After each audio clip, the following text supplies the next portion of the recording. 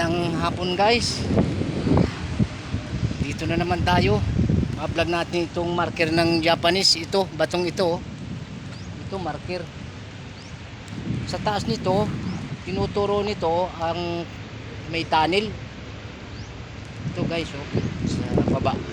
Tapos sa akit ako sa taas, makikita nyo yung sa bukana mayroong tumitira na mga tao. Dito siguro sila natutulog pero hindi sila sumusot hanggang loob, napakalayo. Ito na sila. Ito na guys, oh. Ito upuan ko rito. Ito walang tao rito ngayon. Ayan, oh. Napakadilim, oh. Pero may natutulog ata rito. Dito lang sa bukana. Napakadilim ng loob. Yan. Ito tunnel to. Yan, loob na yan. Ito. Tingnan nyo guys. Pagmasdan nyo mabuti, oh. Marami raw treasure dito sa loob nito. Kaya tinarangan sa bukana.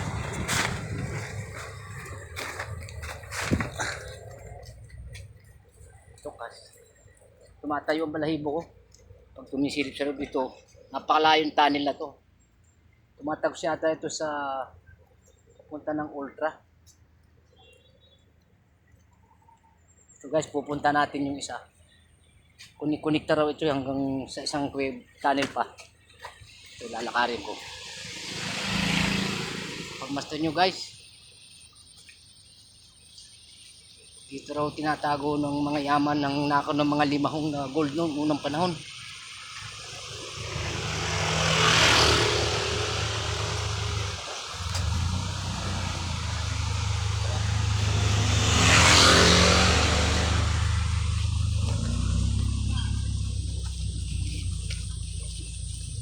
Malapit na. Dati raw ito release ng hapon.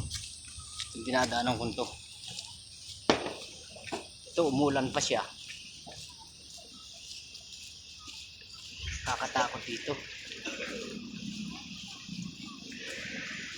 Ito na guys, may harang din, oh. May harang pa rin siya. Ito.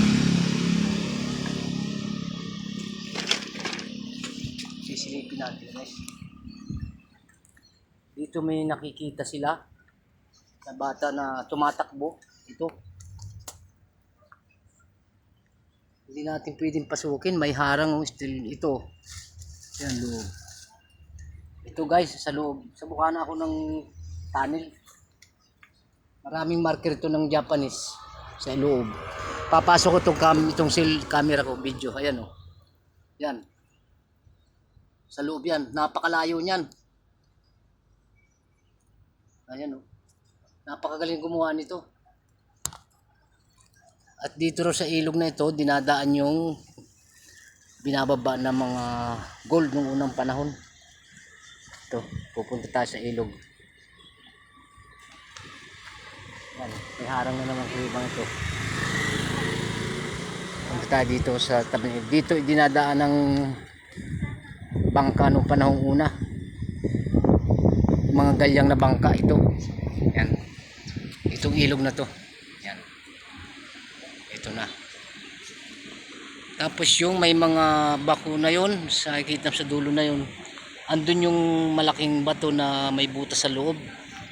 Yung natatanaw na yun, malayo masyado yung dulo na yon. Yung nakikita nyo yun. Tinuturo ko na yon. Ito. Sa tabi ako ng harap ng tunnel.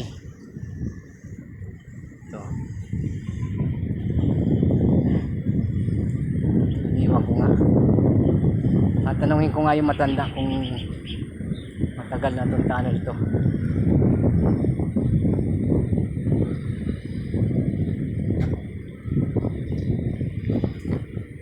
Kuya, may sumusuot pa sa loob ng tunnel?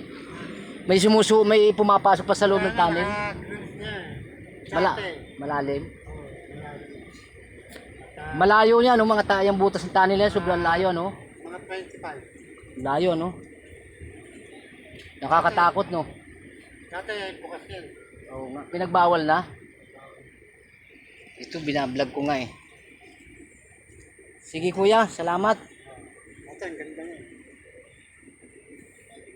Anong tatrabaho nyo kuya? Ay, dyan na sa taas. Magsamak. Dito kayo nakatira lang. Hindi. Ay, pahinga. Ah.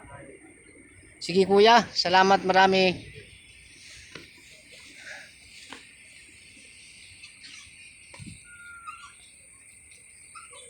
Tapos yung taas, maraming bahay sa ibabaw. Ayan oh, puro bahay yan. Sa ibabaw na yan. Yan. Pero siya bangin, pakatarik. Ito ang dati release ng Hapon noong unang panahon raw. Kaya lang tinayuan sila ng tunnel. Nagtago ng Japanese to. Sa lugar na yan, yan. Ito pa yung pinakang napida oh. Tinanggal yung napida rito ng Japanese. Yan. Yan ang napida. Tinanggal niya yan. Lugar na yan, may mga sulat na yan. Lugar na yan. Ito, yan ang pinakang butas yung may harap na yan. Tunnel yan. Marami na papagkita rito kung kababalaghan sa loob. Yan ang square na may estimating yung bukana ng tunnel. Yung isa ron, ganun din. Kala ko may na pumapagta, wala pala, bawal. Nagbabawal na. Sige guys, sana panoorin nyo itong aking YouTube channel. Hindi ka lang isa, pakisubscribe na lang. Paki-like sa baba ng Sipag Mangyan.